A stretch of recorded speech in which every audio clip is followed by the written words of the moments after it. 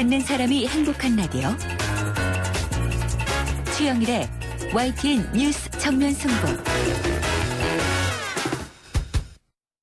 YTN 뉴스 FM 뉴스 정면 승부 4부 시작합니다. 오늘 하루 동안 스포츠계에는 어떤 일들이 있었을까요? 스포츠 정면 승부 중앙일보 박린 기자와 함께합니다. 안녕하세요. 네, 안녕하세요. 네, 자, 이 오승환 선수 미국 프로야구 데뷔전을 치렀다면서요?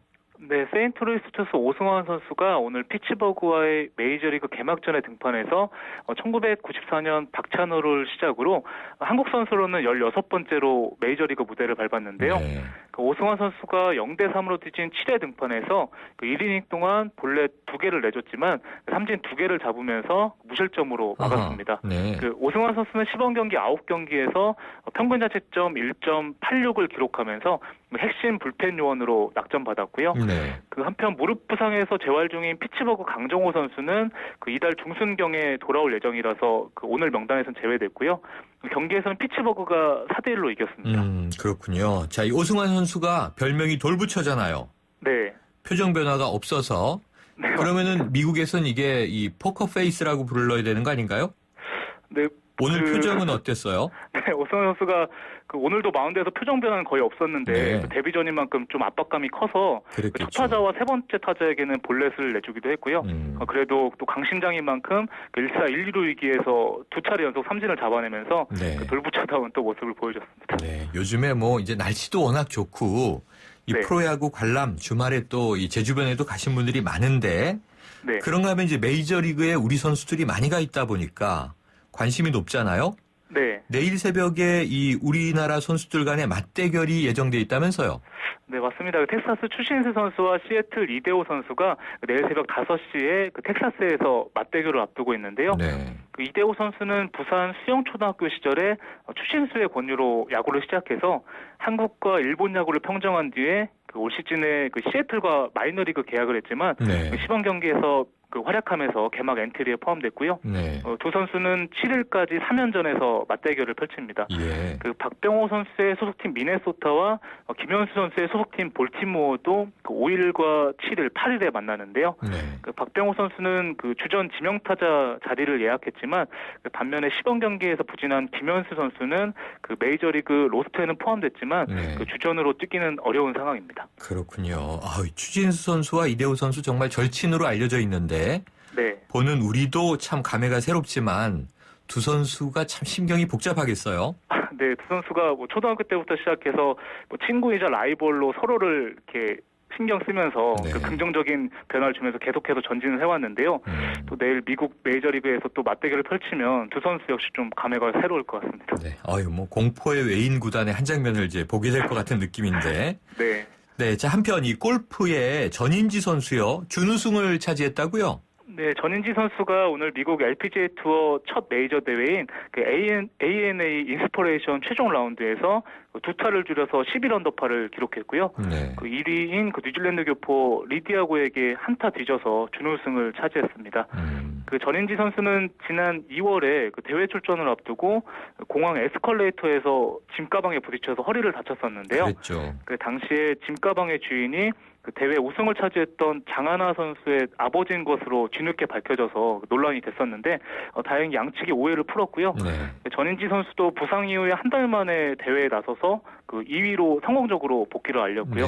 세계 랭킹도 8위까지 끌어올리면서 박인비, 김세영, 장하나에 이어서 한국 선수 중에 4위까지 올라서 리우올림픽 출전권에도 다시 진입했습니다. 아, 그렇군요. 어쨌든 이 부상에서 회복됐다는 게 가장 기쁜 소식인데 이게 다음이 참 안타까운 소식입니다. 이게 지금 포털에 실시간 검색어에도 계속 올라와 있어서 많은 누리꾼들도 가슴 아파하던데요.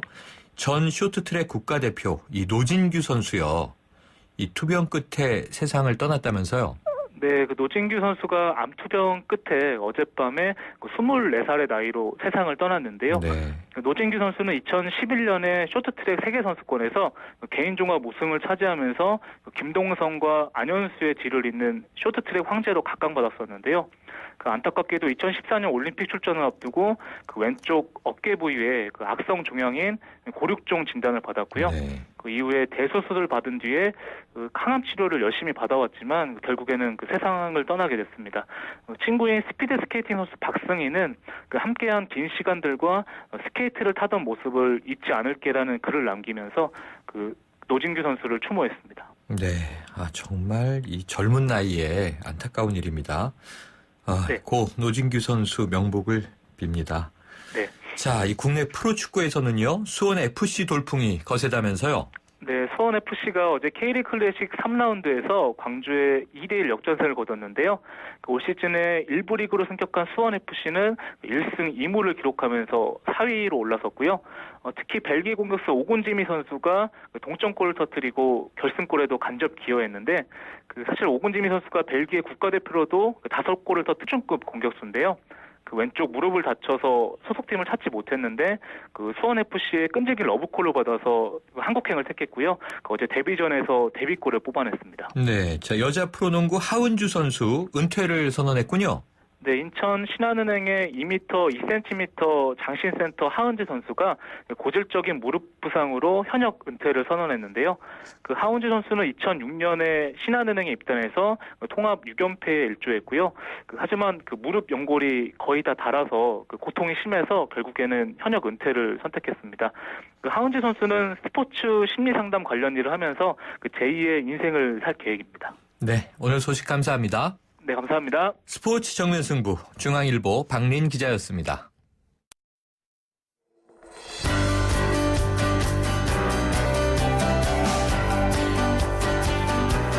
대중문화 현상으로 우리 사회를 진단한다. 문화코드 94.5.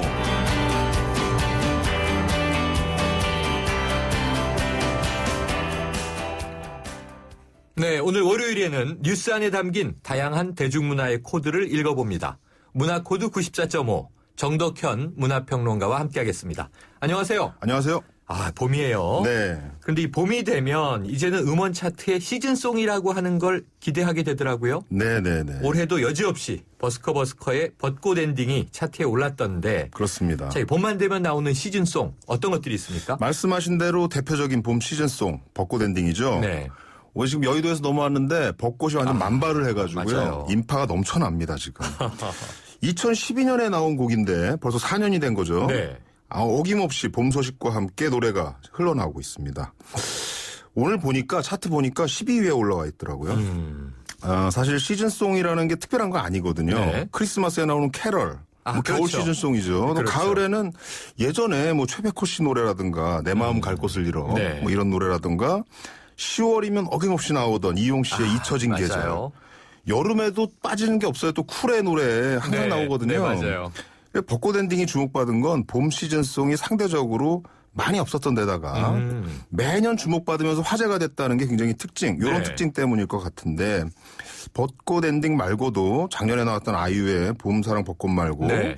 또 로이킴의 봄봄봄 이런 노래들도 좀 많이 나왔고요. 올해는 또 소녀시대 유나의 솔로곡인 덕수궁 돌담길의 봄, 네. 또 에릭남, 웬디가 같이 부른 봄인가봐 이런 노래들도 나왔습니다. 네. 자, 이 벚꽃 엔딩은 말이죠. 네. 벚꽃 좀비라고도 하더라고요. 네, 그렇죠. 이 노래 한 곡으로 거둬들인 수입이 어마어마하다고 하던데 또 벚꽃 연금 이렇게도 부르죠? 맞습니다. 참 부럽습니다. 당사자한테 정확히 물어봐야 알 테지만 한 네. 매체가 취재한 내용에 의하면 저작권료, 음원 포함해서 약 46억 원이 넘을 거라고 합니다. 노래 한 곡으로 이 정도면 정말 대단한 일이라고 말할 수 있을 것 같은데요. 네. 버스커는 이제 해체됐잖아요. 그랬죠. 이제 장범준 씨가 혼자 활동을 맞습니다. 하는데 장범준 씨가 방송 활동을 하나도 안 하는 이유가 그럴 필요가 없어서라는 말이 실감이 납니다. 네. 방송 안 해도 매년 음원이 이렇게 차트에 진입을 하는데 굳이 방송할 필요가 없다는 얘기죠. 노래만 열심히 잘 만들면 되는 겁니다.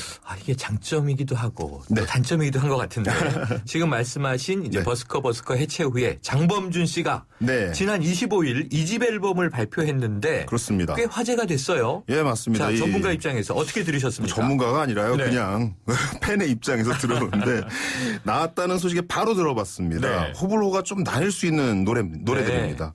이 장범준 목소리 자체에 매력을 느끼는 저 같은 분들이라면 장범준 1집도 그렇지만 2집도 그 초기에 나왔던 버스커 1집 곡들만큼은 못해도 네. 괜찮게 들을 수 있는 곡들입니다. 네. 사실 전 장범준의 이 기운 쫙 빼고 부르는 창법 네. 이거 굉장히 좋아하거든요. 특이하죠. 뭔가 이게 이완이 되면서 힐링을 주기도 하는데 네. 이번 2집 앨범에서는 이 빗속으로라는 곡이 좀 괜찮게 들리더라고요. 네. 물론 이 버스커 1집의 여수 밤바다 명곡 중의 명곡이죠. 그렇죠. 골목길 어귀에서 꽃송이가 이런 노래를 능가하는 거 찾기는 좀 어렵습니다. 그러니까 이게 조금 스타덤에 오른 가수들에게 네. 흔히 좀 가해지는 비판이긴 한데 네. 자기 복제가 너무 심한 거 아니냐 이런 비판의 목소리가 이번에 좀 들리던데요. 그렇습니다. 방송 안 나오기로 유명한 장범준 씨인데요. 무한도전에 최근에 한번 출연했습니다. 네. 스스로 거기서 뭐라고 얘기했냐면 자가복제가 심하다 이렇게 얘기해서 스스로 얘기했군요. 네, 굉장히 솔직하게 얘기를 해서 웃음을 주기도 했는데요. 네. 근데 이게 농담이 아닙니다. 실제로 장범준 씨 노래들은 들어보면 좀 비슷비슷한 느낌을 줍니다. 네. 2집 신곡 그 사랑에 빠졌죠라는 곡이 네. 지금 차트에 굉장히 상위권에 올라와 있는데 이 곡이랑 여수 밤바다 이 주요 멜로디는 아주 똑같습니다. 아하. 이런 자가복제는 아티스트로서는 좀 해서는 안 되는 일이라고 비판하는 목소리도 있는데요. 네.